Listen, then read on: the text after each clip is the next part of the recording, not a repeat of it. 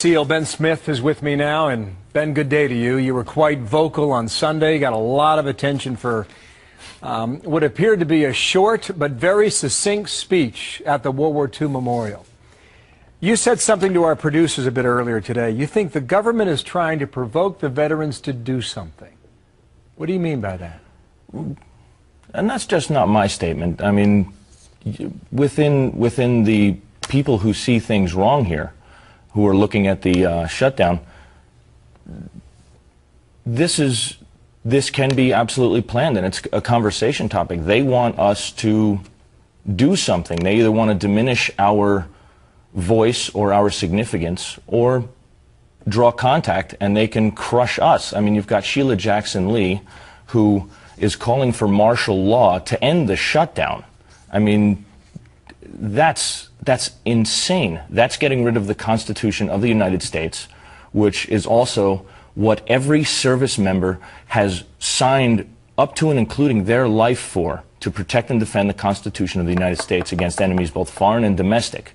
So we've got a government here that seems to be wanting to create the conditions that they want to take our Second Amendment. You know, they're going for the Second Amendment. They're trying to take guns from the veterans with PTSD and all those types of things. Voting rights. In the past elections, there was a lot of problems with the veterans in voting, getting the ballots back from overseas. And they want to discredit the military and get us to do something stupid so they can lock us down, get rid of, you know, you can call it a conservative Tea Party movement. It's more people who believe in the foundations of this country are the people that they're poking at, which are the citizens of this country.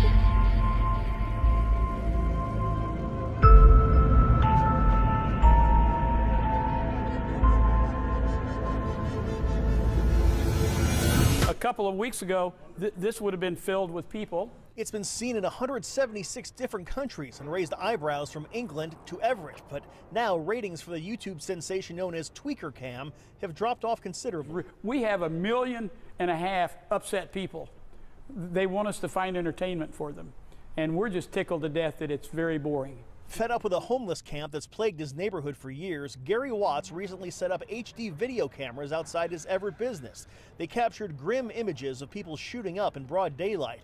Today, that very same street corner, dubbed Tweakerville, is a ghost town. Can you imagine Christmas coming, and then all at once, in a matter of 2 or 3 days, you see the place clean up almost totally? Since the cameras went up, police arrested 16 people between here and a nearby park. The dealers seem to have disappeared, but where did the dozens of others go? We're not sure, but we're hoping they went to one of these fine cities around us.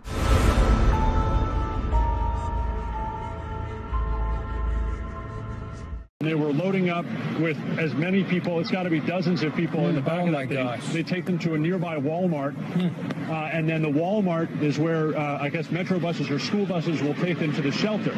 The question is, what shelter are they taking them to? Because I heard Tom say GRB is overcrowded and or not overcrowded, but at the capacity they had planned for. So I think they're, gosh, I certainly have that question. I don't know if we've answered it. But that's what you mean when you say disorganized organization, because there is at least some kind of system. I mean, earlier we've seen reporters have situations where people come out of water like this, and it's late at night, and they're wet, and with their children and their pets, and they really have nowhere to go. At least they have a system where they're taking them to a Walmart where they can be inside and wait and figure out what comes next.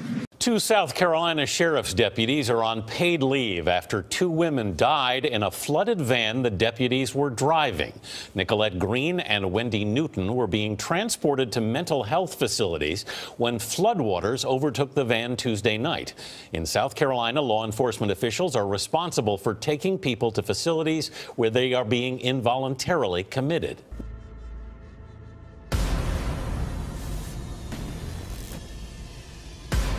Newly revealed documents show the Trump administration took money away from FEMA and other federal agencies, apparently to pay for immigration detention centers.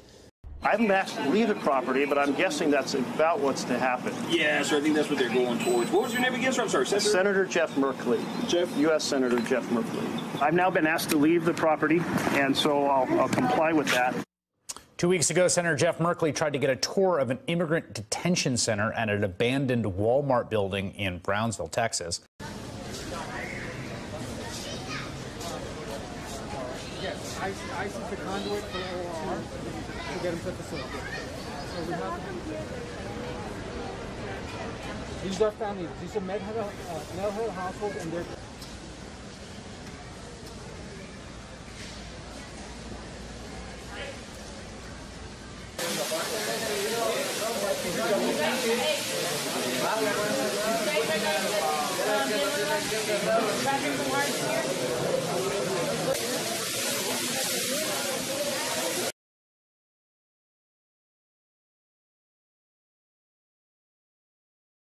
about the wall, about, you can call it a barrier, you can call it whatever you want, but essentially we need protection in our country. We're going to make it good.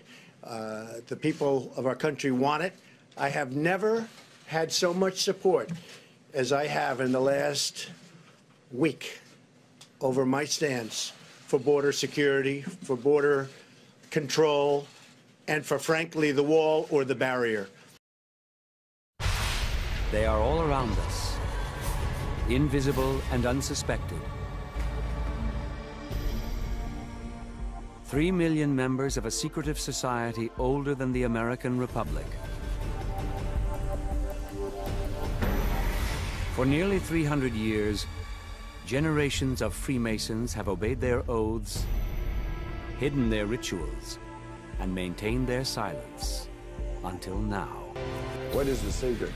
See, that's what they don't want to talk about. There's nothing wrong with secrets. I think it adds a facet of fascination to it. In almost every mysterious and controversial event, from Jack the Ripper to the assassination of John F. Kennedy, you can, if you look hard enough, find Masonic involvement. We know who killed JFK. We know what happened at Area 51. Don't ask. Those conspiracy theories have been out there for a long time. I think part of it is the fact that we've never been out front and open about what we're doing.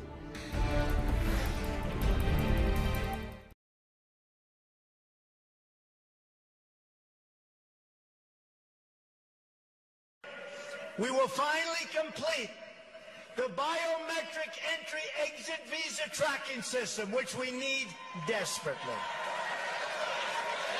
For years, Congress has required biometric entry-exit visa tracking systems. In my administration, we will ensure that this system is in place. And I will tell you, it will be on land, it will be on sea, it will be in air. We will have a proper tracking system. And that's the people in the government. Make sense of this. We're looking at the World War II memorial there in Washington. I mean, it's essentially a sidewalk that comes off the mall. Why would the government put up barricades, pay people, spend the money, so that they could install barricades to keep people out? Why would that happen? Well, there's such political dissension in the country. They're thumbing their noses at each other. And the thing is, the American citizen and the American service member are now the battlefield. They're trying to fight over us or to get votes, and it's become a political war game. It's like a cold civil war out there for which way the country wants to go, and the right isn't the right anymore.